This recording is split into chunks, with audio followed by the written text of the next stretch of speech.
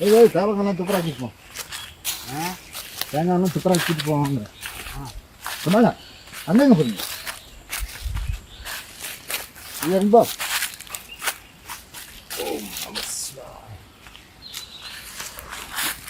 இந்த ஆற்றை தாண்டி தான் போகணுங்களா?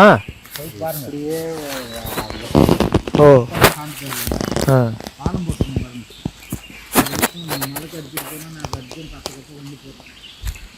ஓகே. நம்ம இப்போ இங்கே இருக்கக்கூடிய ஒரு சிவன் கோயிலை தான் நம்ம பார்க்க வந்திருக்கோம். அந்த காட்டுக்குள்ளே ரொம்ப பழமையான கோயில் ஒன்று இருக்குதுன்னு சொன்னாங்க. நான் அந்த கோயிலை பார்க்குறதுக்கு தான் நம்ம இப்போ வந்துட்டுருக்கோம். பாருங்க,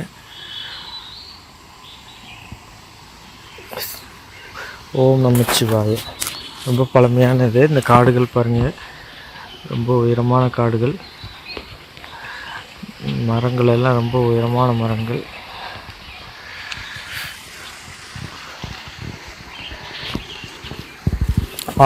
ஆறு தண்ணி வந்துகிட்ருக்கு. நான் தான் காலையிலே சொன்னேன்ல, இந்த மாதிரி ஊற்று இதெல்லாம் ஒன்று சேர்ந்து ஆறாக மாறுதுன்ட்டு. அங்கே ஊற்று வந்துகிட்ருக்கு, பார்க்கலாம் நீங்கள். அதுதான் ஊற்று. பாருங்க, இதுதான் ஊற்று. இந்த ஊற்று ஆறு எல்லாம் ஒவ்வொரு மலையிலிருந்து வரக்கூடிய ஊற்று. இங்கே ஒரு மரப்பாலம் போட்டிருக்காங்க. இந்த கோயிலுக்கு நம்ம தரிசனம் பண்ணுறதுக்காக மரப்பாலம் போட்டிருக்காங்க. ஏற்கனவே பாலம் இருந்திருக்கு, அது வெள்ளத்தில் அடிச்சுட்டு போயிடுச்சு. அதனால் இப்போ மரப்பாலம் மரங்களை வெட்டி போட்டு மரப்பாலம் போட்டிருக்காங்க. இங்கே ஆற்று நீர், ஊற்று நீர். ஓம் நமச்சிவாய. மரப்பாலத்தில் நடந்து வரும்.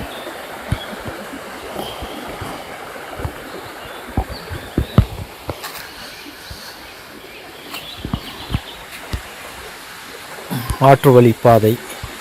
இப்போ தான் இந்த கோயிலுக்கு வருவதற்கான பாதை இதுதான்.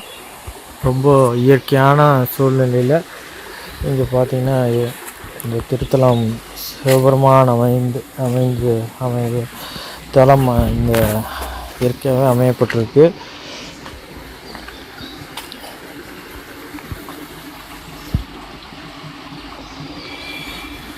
நேர் பாதை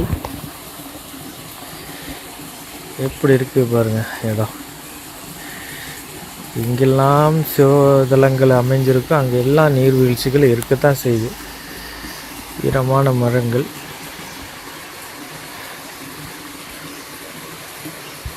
உயரமான மரங்களோட இந்த வனத்தினுடைய ஒரு பகுதியில் இங்கே இருக்குது. இது பார்த்திங்கன்னா ஊற்று நீர்.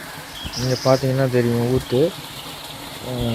இங்கே இந்த இடத்துல நீங்கள் பார்க்கலாம், ஊற்று வருது பாருங்கள். ஊற்று கசிஞ்சு அந்த சின்ன பைப்பில் வடியுது பாருங்கள். இது மாதிரி தான் பல பகுதிகளில் இந்த நீர் எல்லாமே ஊற்று நீர் தான். இங்கே போகுது பாருங்கள், இது எல்லாமே ஊற்று நீர் தான். பல ஊற்றுக்கள் ஒன்றிணைந்து தான் இங்கே அவ்வளோ நீர் சேருது. எல்லாமே மூலிகை, அருமையான மூலிகை. இங்கே வா, அந்த கால் கழுவிக்க.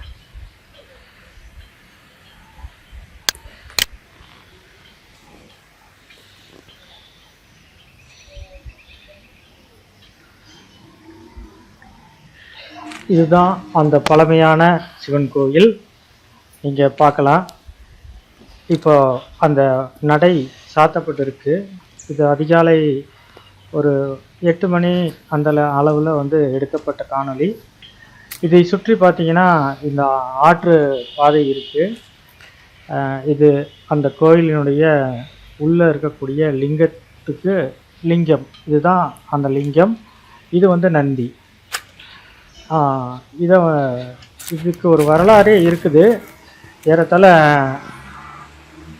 இந்த வனப்பகுதியில் 400 ஆண்டுகளுக்கு முன்னாடி கண்டெடுக்கப்பட்ட இந்த லிங்கம் அப்படின்னு அங்கே இருக்க மக்கள் சொல்கிறாங்க. இது இப்போ நாளடைவில் இந்த மக்கள் வழிபாடுக்கு வந்துட்டு போகிறனால சில அன்பர்கள் இந்த மாதிரி குடில் அமைச்சு கொடுத்துருக்காங்க. எல்லாமே குடில் ஊத்து நீர். அமைச்சிருக்காங்க.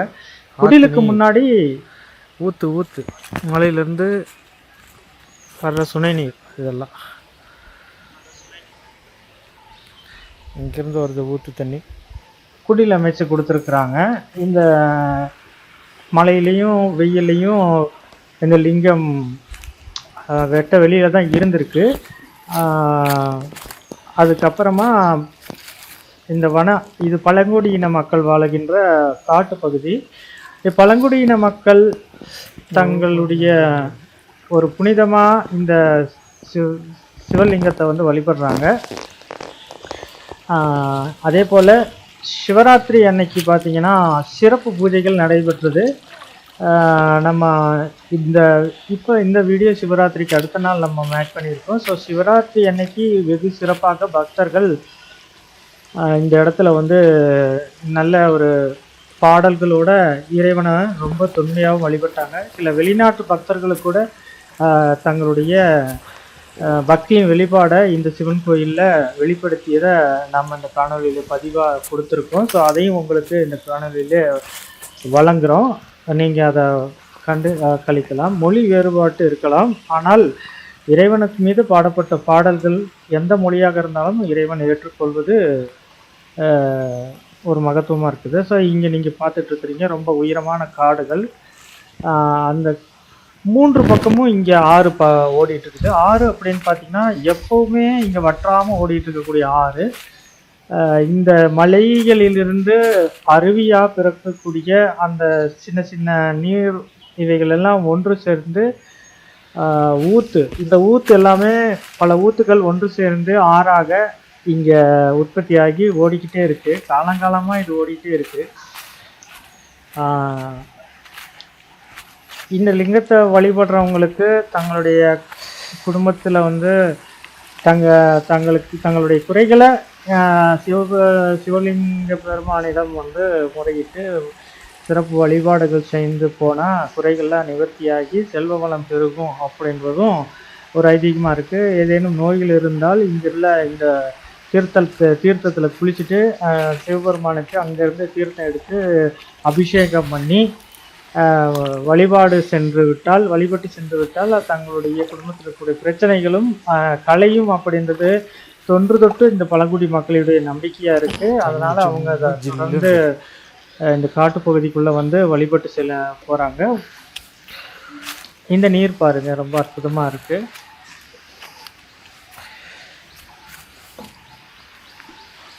எல்லாமே இயற்கை சூழ்நிலை.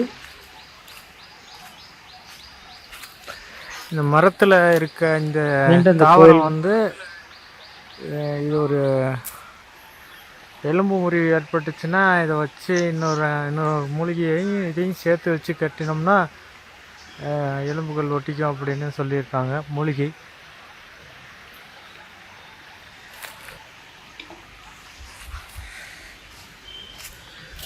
இது தொட்டார் சுருங்கி, தொட்டாலும் சுருங்க மாட்டேங்குது. ஓகே, மனிதர்கள் பழக்கப்பட்டிருக்கு. ருத்ராட்ச மரத்தில் இப்போ இங்கே கீழே கிடக்கக்கூடிய எதுவும் இல்லை. ஓம் நமச்சிவாய. தென்னாடுடைய சிவனை போட்டு எண்ணாட்டவருக்கும் இறைவா போட்டு ரஹர பார்வதி பதிய ரஹரமா.